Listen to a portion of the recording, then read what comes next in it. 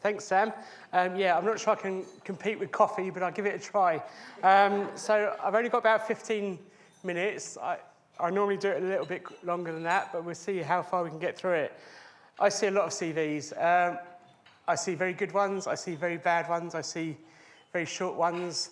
My record for the longest one was 76 pages. So I wouldn't recommend that as a length.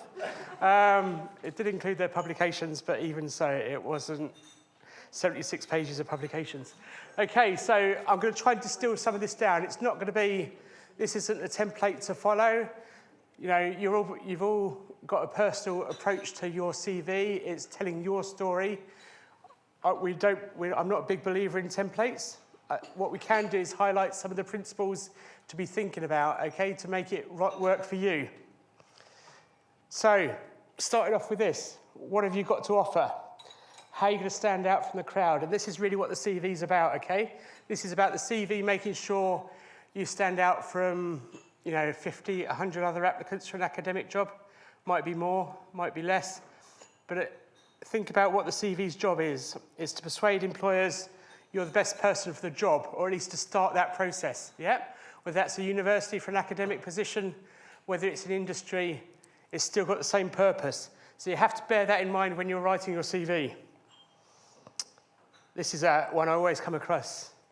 But I've got lots of papers, I've got lots of publications, yeah? Everyone else applying for the jobs is the same, yeah? You get to this point in your career, everyone's got a good publication record. Everyone's got a PhD. What are you going to do to stand out? That's the kind of minimum requirements for the jobs that you're going for. So you need more than that. You need to be able to demonstrate more than that. So your qualifications, your experiences, your ticket in. Yeah, your career progress is going to depend on your attitude, your skills, how you present yourself. And that's really the CV is the start of that process. So the reason for that is that employers recruit and assess staff on competency, particularly here in the UK. You will have had competency-based interviews, I can pretty much guarantee it, even for academic positions. Equal importance given to your knowledge, so your scientific expertise, but also your practical experience maybe, if that's relevant, but also your attitudes and behaviours. So your CV has to reflect that. It can't just be a list of publications, it can't just be your technical knowledge. Good place to start, I mentioned this before, look at job adverts. And again, I can't kind of emphasise how much of a good thing this is to spend some time doing it. Yeah, whatever career stage you're at, start looking at adverts, start looking at what skills employees value, what they're looking for, what they're asking for. So you then got to present that on your CV. So this is a good way to structure it. Do you have the skill, first of all, yes or no? Most of them you probably will have. Then think about what activity have you done inside or outside of work that's demonstrated it, yeah? And what have you actually achieved with that skill? So what we're actually creating here is a structure to put in your bullet points where you're actually talking about your skills, yeah? I could say on my CV, I'm a rocket scientist, I'm a brain surgeon, yeah? How many brains have I operated on? How many rockets have I launched into space? It's not very many. But actually, if you have that skill, you've got to be able to prove it, and that's got to start at the CV before you even get to the interview space. So this is about showing them. Don't show me, don't tell me, yeah? I could tell them anything I liked on my CV, but can I prove it? Can I demonstrate it? Can I show it to them? Really important to understand that distinction. So your CV is what? Yeah? What skills have you got? What experience have you got? What have you achieved? Yeah? Your cover letter or your personal statement, that's your why. Why do you want the job? Why do you want to work for that organisation? Why are you going to be a success at it? And that's where you bring in the skills from the CV. So they do slightly different things.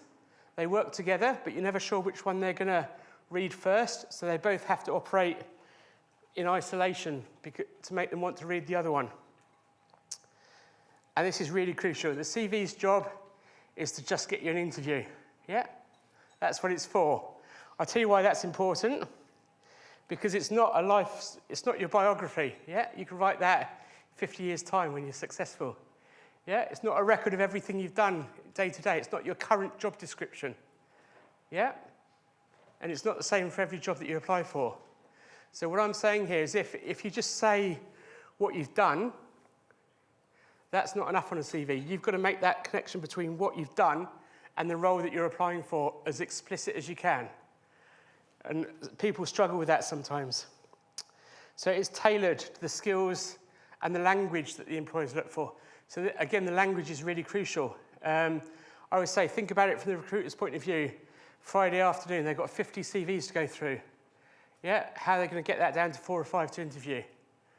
Yeah, they're going to pick out the ones that reflect the language back to them. Yeah, if they talk about being organised, being self-motivated. Yeah, you could argue they're a bit similar. But actually, if you reflect the language back exactly, that's what's going to kind of make you stand out from them. That's what's going to grab their attention. Focus, so every word should count. Yeah, you're taught to write in a particular way as an academic, for papers, for your thesis. You need to be a bit more direct and a bit less wordy sometimes on your CV. So be very precise with what you're writing down. And again, written to show how you made the impact. So don't just say you have the skill. Say what you use the skill for, what you achieved with that skill. That's making the impact. That's actually pulling it out and actually putting it in some context. Ask yourself, so what? So this is really crucial. When you write something on your CV, ask yourself, or even better, ask someone else, so what? Yeah, what is it that thing that you put on the CV is demonstrating to the person reading it? Why is that important? Why should they care about what you've put on the CV? Yeah, so that's a really good question to ask yourself. And also, we talked a lot about confidence as well. You know, be positive about what you've got to offer. So this can kind of manifest in a number of ways. Sometimes it can be, experience of X, Y, Z. But actually, you might be a world expert in that area. Yeah, you might have experience of, I can't think of a relevant example now, but actually, don't undersell yourself. Help the person looking at the skill to actually put it in context. Help the person to understand what you know about it, what you've used that skill for. That could be a practical skill, it could be a technical skill, it could be a kind of personal skill as well. And so that positivity about what you've got to offer, that could be really useful when it comes to interview as well, because you could actually look back on your CV and have those good examples to talk about as well. So every CV is different, it's tailored. Every company, every post, every region, every country, every industry is different. So if you're applying to a different country, what are the rules for the CV in that country? If you're applying into industry, some sectors have a different approach to CVs for others. Yeah, financial sector, you might have a one-page resume. Other industry jobs, you might have 2 pages. Academic position, doesn't matter. You've got to actually find out what the rules are. Make sure your CV applies to them. Bit of a disaster, that one. You may not be able to apply there today. Again, if it goes wrong, hopefully you will be able to. But actually, if you put in a bad CV, that can kind of impact on what goes in the past. So it's actually, the onus is on you to do as good a job as you can. Academic CVs, no set length. They do tend to be longer than an industrial CV. But again, don't use that extra space because you can. It still needs to be focused. It still needs to be relevant, yeah? So talk about your research interests, how that's relevant to the role that you're applying for. Talk about your publications. Really crucial, what funding have you been awarded in the past, if any? Yeah, and that could be a research grant for a few £100s, or it could be a larger grant that you've been successful in. Actually put the figure on the CV, yeah? See a lot of people that don't do that. That's actually your track record of success, so don't be shy about it. Any teaching experience?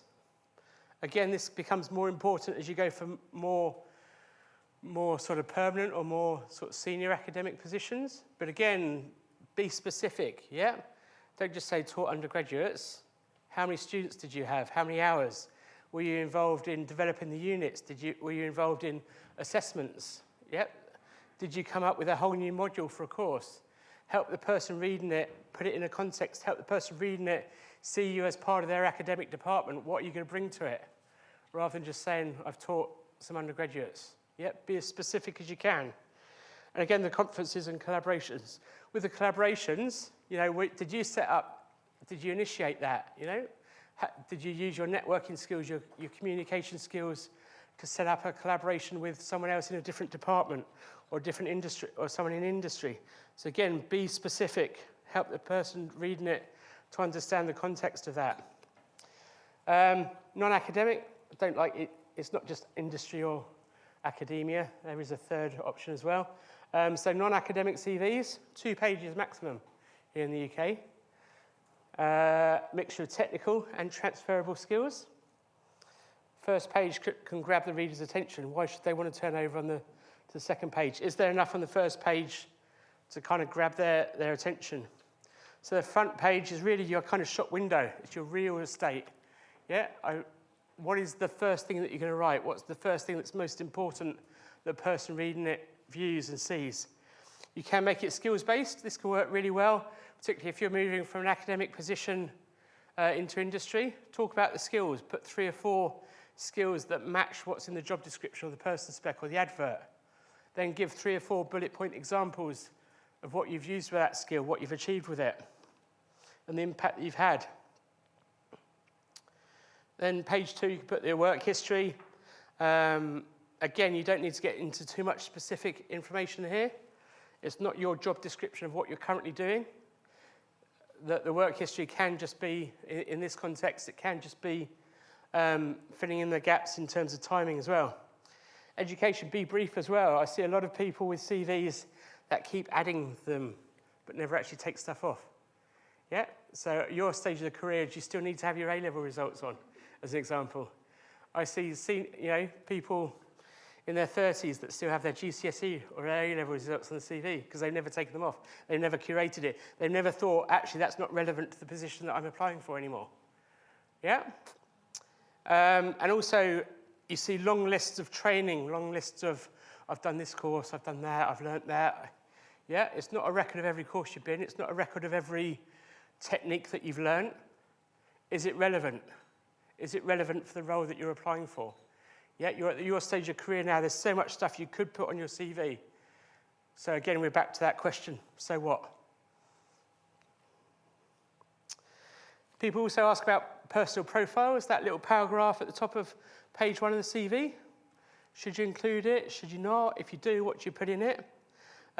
Here's things to think about. So is it adding value? Yeah, is it telling the employer something that's not covered elsewhere? It can be useful if you've got a narrative. So, for example, if you are changing career, if you are moving from academia into a particular industry, if you're moving between industries, you can actually use that personal profile to explain why. Yeah, so they kind of put it in context. Don't do it if it's just a list of skills. Yeah, if it's not backed up with concrete examples, if it's just word soup. Yeah, you see a lot of, particularly for kind of fresh graduates, you get words, motivated graduate looking to blah, blah, I've got all these skills, yeah? So is it duplicating content that's elsewhere? So, your personal profile, that could be the first thing that they read on that top of page 1. Is it working for you? What is it telling them to entice them to read further? Really important to think about that.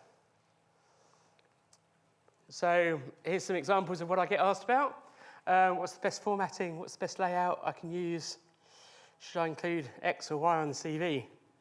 How should I order it? I put there, it doesn't matter. It kind of does a bit, but it looks bold if I say it doesn't. But actually, think about, are you making it easy for the person reading it to find what they're looking for? Yeah, and that's the golden rule. Think about your CV from the reader's point of view. Yeah, you're used to thinking about it from your point of view. It's your life story. It's your career history. Yeah, to get a really good CV, you have to think about it from the recruiter's point of view. What are they looking for? What problem do they have currently that you can solve for them? Yeah, what expertise do you bring to the role? How are you going to demonstrate that to them? How are you going to grab their attention when you've just got 1 or 2 pages? And getting into the mindset of the person that's reading it, thinking about it from their point of view is really, really crucial to producing a really good CV. So your CV is what? What have you got to offer? What skills? What have you achieved with those skills? CV's job is just to get you an interview. Yeah, it's not a record of all your great achievements up to now. It is that, but that's not what it's for. Yeah, those achievements are great if they demonstrate something that is relevant to the role that you're applying for. in which case, yes, they absolutely should be on the CV. So thanks for listening.